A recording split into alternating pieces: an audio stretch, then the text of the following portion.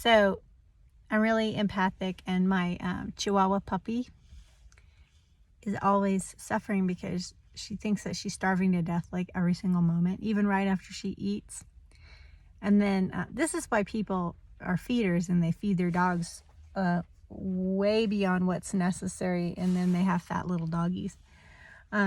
So my husband keeps saying, you gotta harden your heart, you know. So I'm gonna sing that song to you right now. I gotta harden my heart. I've gotta swallow my tears. I've gotta turn and leave you be. I'm gonna harden my heart. I've gotta swallow my tears. I've gotta turn and leave you be. So there we go. So that's my performance for today. Thank you very much. Thanks for watching. Be sure to subscribe and like this video.